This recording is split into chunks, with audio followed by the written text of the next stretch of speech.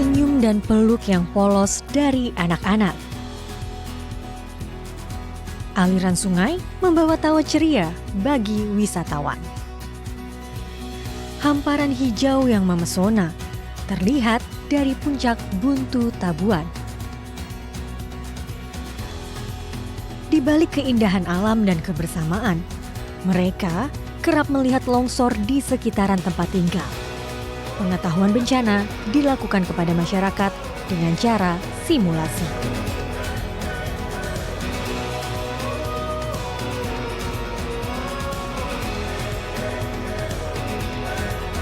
Inilah perjalanan saya, Minanti Rohanta, di daerah terisolir Rampi dan daerah potensi wisata Rongkong.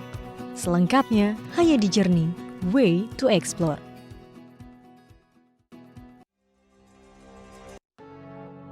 Menjelajahi sudut Sulawesi Selatan di Rongkong dan Rampi, dua kecamatan di Kabupaten Luwu Utara yang kerap terjadi bencana longsor. Sebelumnya, kami akan melihat potensi wisata dengan keindahan alam di balik lokasi bencana longsor. Trekking selama 30 menit kami lakukan untuk menuju puncak Buntu Tabuan.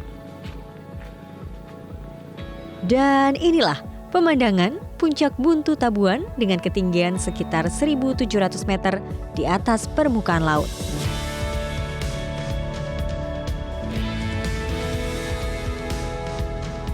Kami bertemu dengan anak-anak Rongkong yang sedang bermain. Kami bergabung dengan mereka untuk bermain bersama sambil memberikan edukasi. Setelah membahas mengenai bencana alam, kami akan menuju Kecamatan Rampi melalui jalur darat.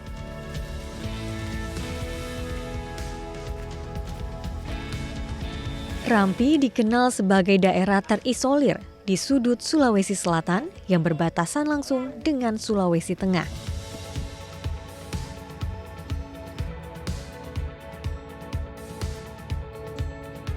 Kami akan ikut bersama AKBP Boy Samola yang ingin melihat titik longsor dan memberikan edukasi bencana alam kepada anak-anak Rampi.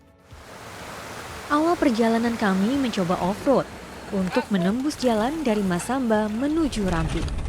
Saya pun mencoba mengendalikan kemudi mobil. Kenapa harus ke Rampi? Memang di Rampi itu seperti apa? Di Rampi itu salah satu kecamatan di utara.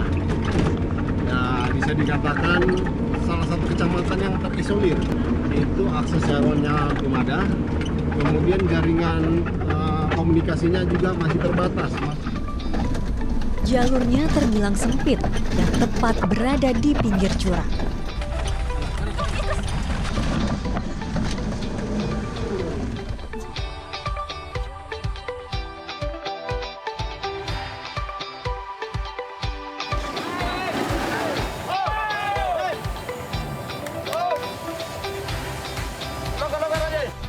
Jadi karena sudah terjatuh dan jalanannya sudah tidak berteman dengan saya, kena gantian Pak Boy lagi yang nyetir mobil.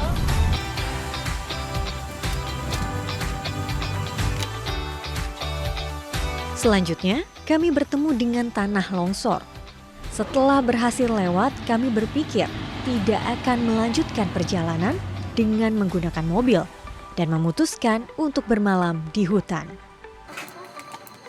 Setelah tadi kita melihat longsor dan mobil tidak bisa lewat, akhirnya kami memutuskan untuk bermalam di hutan, yaitu di bawah terpal dan juga di bawah tenda.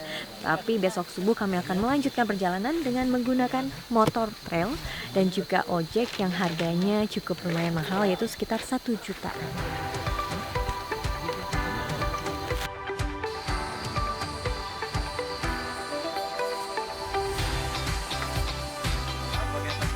Keesokan paginya kami melanjutkan perjalanan dengan menggunakan motor trail dan juga ojek.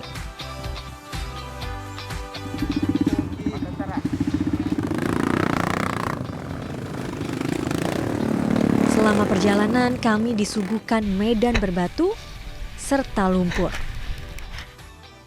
Seringkali kami harus turun dari motor untuk berjalan karena kondisi motor yang sulit menanjak. Sepanjang 86 km perjalanan menuju Rampi, kami kerap bertemu longsor. Jadi bisa dibilang ini adalah jalur terberat untuk menuju Rampi, namanya Lapelila. Dengan total perjalanan selama 1 hari 1 malam, akhirnya kami sampai di Kecamatan Rampi dan singgah di Desa Leboni.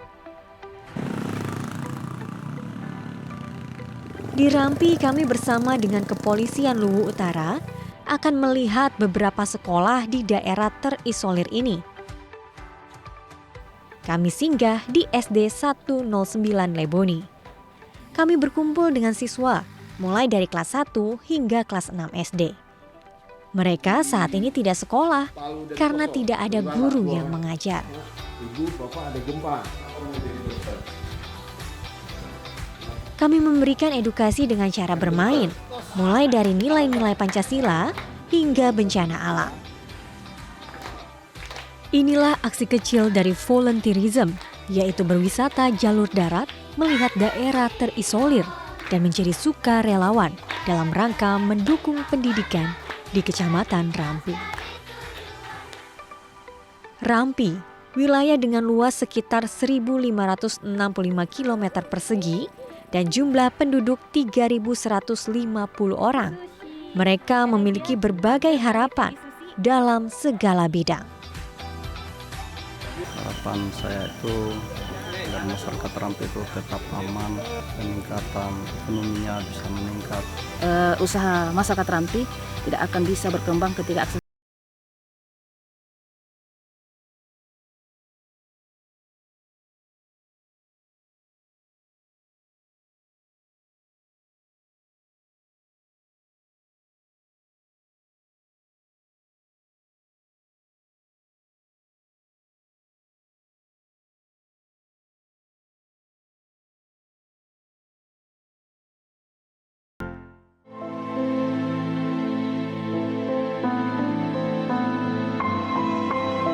Di Kecamatan Rongkong kerap terjadi longsor. Selama perjalanan, kami menemukan lokasi yang baru saja terjadi longsor. Terlihat dengan sisaan tanah yang masih berada di pinggir jalan di Desa Kanandede. Saya pun bertemu warga lokal dan bercerita mengenai longsor yang terjadi. Pak, bisa dijelaskan tidak Pak, dulu tuh longsor di sini seperti apa dan kapan? Itu hari longsornya itu malamnya, Bulannya? bulannya mungkin bulan 10 Pak, saya tidak salah itu. Kondisinya seperti apa sih Pak waktu itu ketika longsor? Apakah ada korban? Apakah di sini dulu pemukiman? Apa memang sudah jalan? Ini sudah jalan memang. Oh, Dia jalan tutup sampai- ini jalan, pokoknya tidak ada jalan terbuka. Berapa lama jalan ini tertutup? Ada 3 hari itu mobil tidak lewat itu. 3 hari mobil dan motor tidak. Motor setengah mati juga diangkat motornya. Berarti bisa dibilang ekonomi itu terputus Iya, ya Pak? ekonominya Nggak bisa berangkat terputus. kerja, Nah. nggak bisa ngapa-ngapain di sini. Nah itu. Menurutnya, mereka tidak mengetahui apabila longsor akan terjadi. Tak lama kami bertemu BPBD yang sedang melakukan patroli. Roda 4 tapi cuma setengah hari bisa terus roda 2. Ketebalan yang menutupi badan jalan ini kurang lebih 4 meter. 4 meter tanahnya. Ya, yang menutup di sini sehingga terjadi longsoran. Hari pertama target kami minimal kendaraan roda 2 bisa lewat. Berarti bisa dibilang dikasih satu space gitu, satu Kita gali yang penting bisa Motor lewat. ya, gali secara manual. Dalam satu jalur di Kecamatan Rongkong terdapat lebih dari 1 titik yang terjadi longsor. struktur tanahnya itu seperti bebatuan dilihat, namun sebenarnya itu kandungannya lebih banyakkan pasir dibandingkan tanah. Dapat saya buktikan dengan batu ini. Jadi ini sebenarnya pasir, ini terlihat seperti batu, tapi kalau diginiin pun hancur juga. Nah kan. Dan sebenarnya kendala di sini yang paling besar adalah komunikasi karena tidak ada sinyal sama sekali, di mana warga pun harus melapor dengan menggunakan HT dan juga tidak ada alat pendeteksi. Jadi longsor kapanpun di sini warga nggak tahu sama sekali. Melihat banyaknya titik longsor, kami bersama berbagai instansi melakukan simulasi tanggap darurat bencana longsor. Pengarahan langsung dilakukan oleh Kapolres Luwu Utara. Dan seluruh jajaran mengucapkan terima kasih dan apresiasi yang sebesar-besarnya.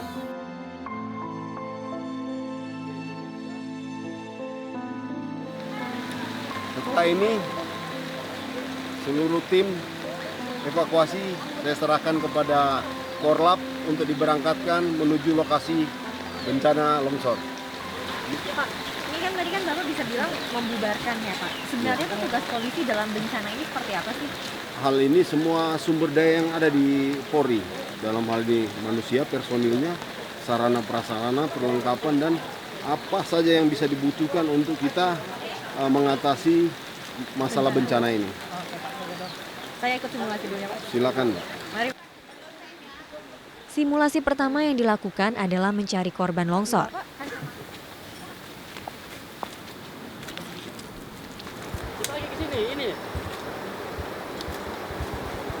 Posko didirikan sebagai titik kumpul, baik dari relawan ataupun korban. Tapi kali ini baru terjadi longsor yang besar sehingga menimpa rumah-rumah penduduk di Minanga ini. Adanya simulasi ini sebagai peringatan untuk kita sebagai masyarakat. Badan Penanggulangan Bencana Daerah menyampaikan, kawasan Desa Minanga memang rawan longsor akibat struktur tanah yang labil dan perumahan warga yang berada di lembah. Sebenarnya kemarin kita itu sudah bersosialisasi dengan masyarakat akan ditransmigrasi lokal, tapi masyarakat tetap bertahan karena area-area persawahan mereka memang ada di sini, jadi memang sangat rawan terjadi longsor. Melihat kondisi longsor yang terjadi di kawasan Rongkong, mengingatkan kita agar tidak merusak alam dengan sembarang, supaya alam tetap terjaga dan manusia pun terhindar dari bencana longsor. Sebaliknya, peran pemerintah dibutuhkan untuk memberikan edukasi terkait jenis dan struktur tanah kepada masyarakat agar dapat memanfaatkan alam dengan sebaik-baiknya.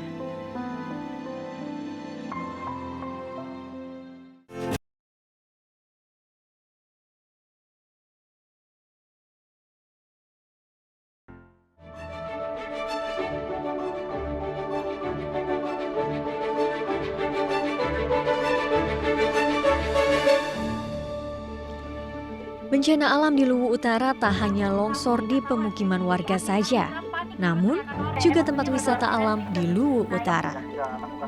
Kami pun akan melakukan simulasi tanggap bencana di kawasan Sungai Rongkong yang kerap terjadi banjir bandang. Izin melaporkan Komandan, telah terjadi banjir bandang di Sungai Rongkong. Kebetulan ada kelompok masyarakat yang sedang arung jeram terbawa arus Sungai Rongkong. Demikian.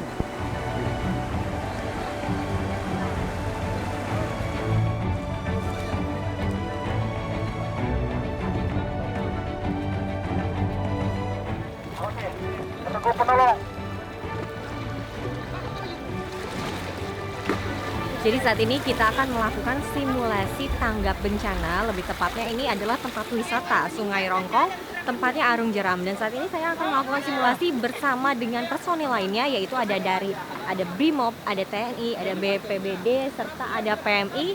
Dan kita akan melihat atau memantau Sungai Rongkong ini. Warga setempat memberikan informasi kepada wisatawan Arung Jeram di Sungai Rongkong.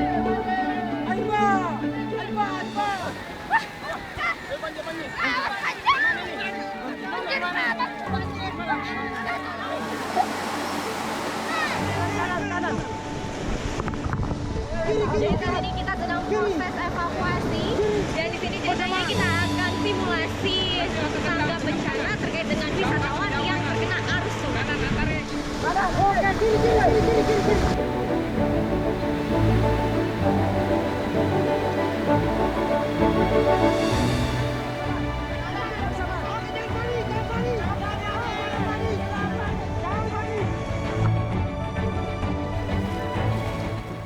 Kedalaman Sungai Rongkong bervariasi.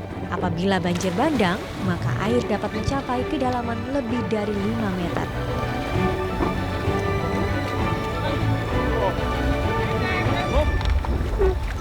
Jadi kami sudah mensterilkan semua korban yang sudah tenggelam. Oke. Beberapa korban pingsan langsung ditolong.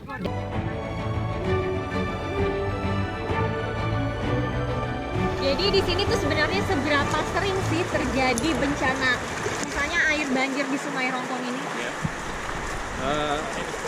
Ini tiap tahun atau musim hujan itu sering terjadi banjir khususnya di wilayah Sungai Rongkong ini, dan itu terdampak kepada wilayah-wilayah yang rendah, yaitu wilayah Kecamatan Malangke dengan Malangke Barat. Seberapa parah sebenarnya? Cuman ada rumah yang hanyut, ada yang di pinggir sungai, itu sempat ada 1-2 rumah yang terbawa arus sungai karena aliran sungai yang tanah yang di pinggiran sungai ini sudah terkikis setiap tahun. Banjir bandang di kawasan Sungai Rongkong membuat berbagai lapisan masyarakat melakukan gerakan penanaman pohon.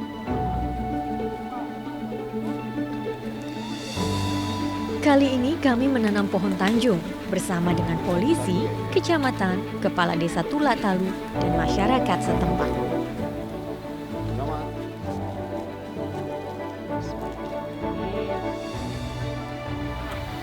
Jadi kegiatan ini kegiatan lanjutan dari kegiatan kita 2 bulan lalu ya. Jadi kita ada kegiatan penanaman 1000 pohon. Kenapa kita lakukan? Karena beberapa tahun yang lalu ada bencana yang terjadi di Sungai Rongkong di mana ada sekitar 22 korban meninggal dunia dan belasan rumah yang hanyut di bawah arus Sungai Rongkong. Penanaman pohon ini dilakukan tepat di pinggir Sungai Rongkong. Pohon tanjung dapat tumbuh hingga ketinggian 25 meter yang kerap dijadikan sebagai pohon pelindung.